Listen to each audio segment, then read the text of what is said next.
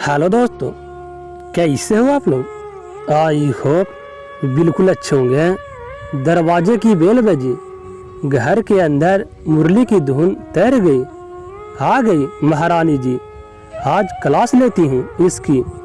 बिस्तर समेटती मीना के हाथ रुक गए। कमर में खोस रखी साड़ी के पल्लू खोलते हुए बड़बड़ाई होगा। सारे काम मुझे ही करने हैं तो इसे रखा है क्यों है। आधी प्रकार काटूंगी ना, तब समझ आएगा इसके। मीना बड़बड़ाती हुई कमरे से निकली और ताव में दरवाज़ा खोलते हुए गरजी, घड़ी देखा है कमले, 8 के बजाय 10 बजे आई हो, कैसे चलेगा। वो वह चौंक कर चुप हो गई।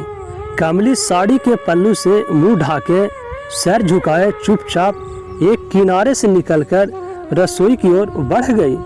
मीना उसकी ढिठपने से झुंझलाई, अरे कुछ बोलती क्यों नहीं और ये मुंह क्यों सुजा रखा है। वो वह लगातार बोलती हुई कमली के पीछे रसोई तक आकर दरवाजे पर ठिठक कर रुक गई। उसने गौर से देखा, कमली के बदन में हल्की कपकपाहट थी। उसके हल्के हल्के सुबकने के स्वर ने मीना के क्रोध के चढ़ते हुए पारों को झट से नीचे गिरा दिया था। वो वह कमली के करीब आई और उसके कंधे को पकड़कर उसे अपनी ओर घुमाया। हे भगवान, कमली ये नील कैसे। अचानक ही उसके स्वर बदल गए। वो वह सख्त स्वर में बोली, ओह, तो कल रात उसकी रासलीला फिर चली थी। रात फिर तेरा मर्द पीकर आया था ना।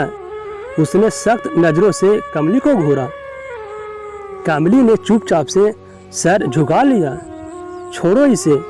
धोने के लिए उठाए बर्तन को कमली के हाथों से लेकर उसने सिंक में वापस रख दिए। चल, उसने कमली की कलाई पकड़ी और उसे लिए बैठक में आ गई।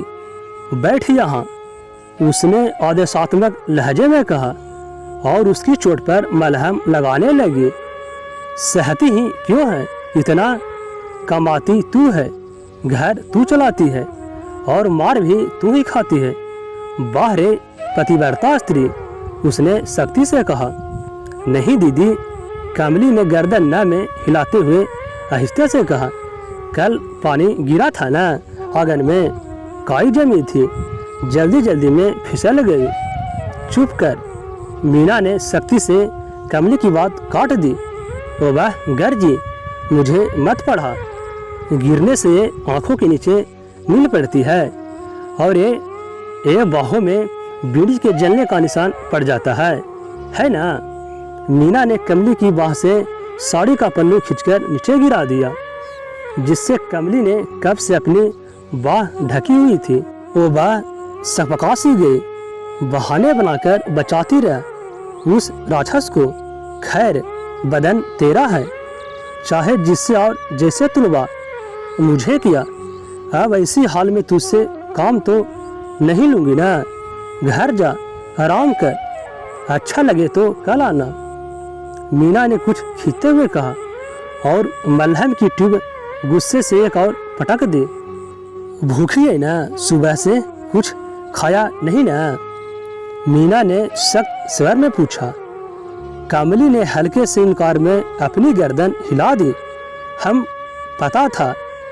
मीना ने घूर कर कमली को देखा और फिर अफसोस में सर झटक कर नर्म स्वर में बोली, सुन, चाय बिस्किट देती हूँ, खा ले और ये दवा खा लेना, आराम मिलेगा।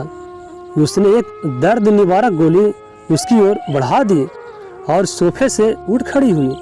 वो वह रसोई की ओर बढ़ने ही वाली थी कि कमली ने उसकी कलाई पकड़ ली।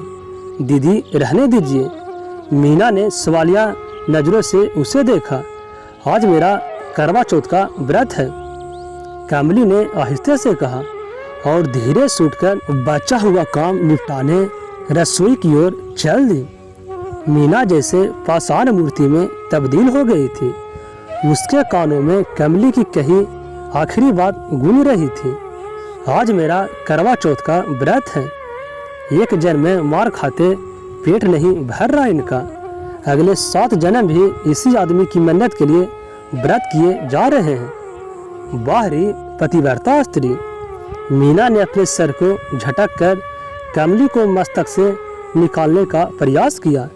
तो दोस्तों, अगर ये कहानी अच्छा लगा है तो हमारे चैनल को जरूर सब्सक्राइब कर लें। और दोस्तों, इस कहानी के बारे में आप क्या कहना चाहेंगे कमेंट जरूर करें। तो मिलते हैं नई कहानी में। धन्यवाद।